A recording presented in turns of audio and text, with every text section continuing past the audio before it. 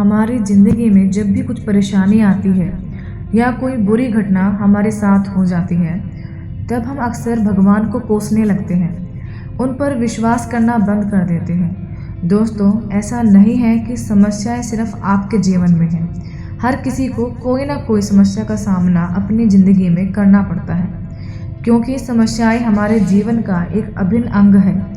जब तक जीवन है तब तक समस्याएं भी रहेंगी।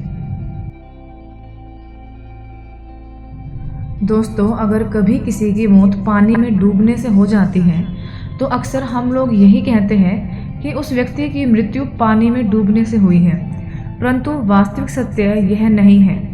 वास्तविक सत्य यह है कि उस व्यक्ति की मौत पानी में डूबने से नहीं हुई है। उस व्यक्ति की मौत इसलिए हुई है क्योंकि उसे तैरना नहीं आता था, पानी ने उसकी जान नहीं ली है। उसी प्रकार हमारे जीवन में भी छोटी मोटी परेशानियां आती है।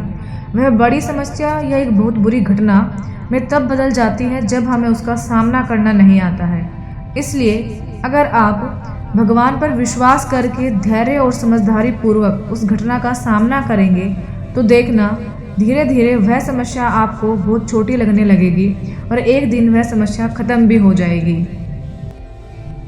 दोस्तों, विश्वास का मतलब होता है जहाँ बिल्कुल भी संदेह ना हो, शक ना हो। जहाँ विश्वास होता है वहाँ शक की कोई गुंजाइश नहीं होती है। जब हम भगवान पर विश्वास करते हैं तब हमें अपने आप को पूरी तरह भगवान को समर्पित कर देना चाहिए। आज की अपनी इस वीडियो में एक मोटिवेशनल स्टोरी के माध्यम से मैं आपको यही समझाना चाहूँगी कि भगवान पर भरोसा रखें। भगवान जो भी करते हैं हमारे भले के लिए ही करते हैं, जो हमें बाद में समझ में आता है।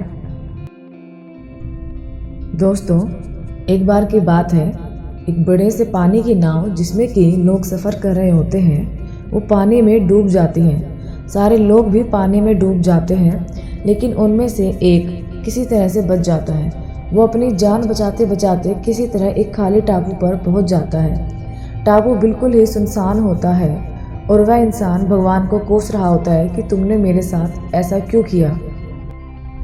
फिर वो इंसान उस टापू के किनारे काफ़ी दिनों तक बैठा रहता है, इस आस में कि शायद उसे कोई बचाने के लिए आ जाए। लेकिन 2-3 दिन बीत जाने के बाद भी कोई उसे बचाने के लिए वहाँ पर नहीं आता है।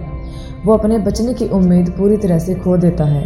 फिर वो जंगल में जाता है और कुछ लकड़ियाँ इकट्ठी करता है, जिसे वो अपने लिए एक छोटा सा घर बनाता है जिसमें कि वो रह सके। वो आदमी पेड़ों से फलों को तोड़कर मछलियों को पकड़कर अपना पेट भरता है। ऐसा काफ़ी दिनों तक चलता रहा। उस आदमी को अपने बचने का कोई रास्ता नहीं दिख रहा था। एक दिन जब वो जंगल में कुछ खाने की तलाश करने के लिए गया हुआ था, तभी उसे बिजली के गिरने की आवाज़ सुनाई दी। वो बिजली उसके घर के पास गिरी थी, इसलिए वो वापस अपने घर को देखने आया। तब उसने देखा कि उसका घर पूरी तरह से जल चुका था। वो बिजली उसके घर के ऊपर ही गिरी थी, जिसके कारण उसके घर को आग लग गई।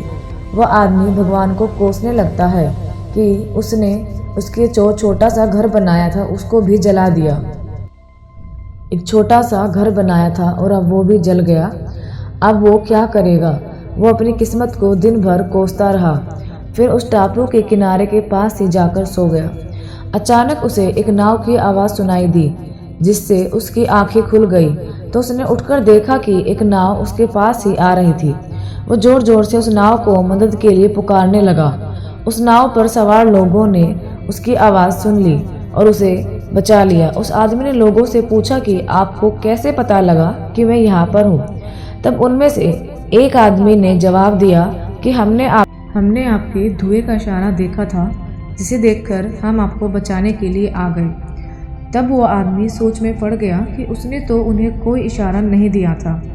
फिर थोड़ी देर बाद सोचने के बाद उसे याद आया कि उसका घर आग में जल गया था।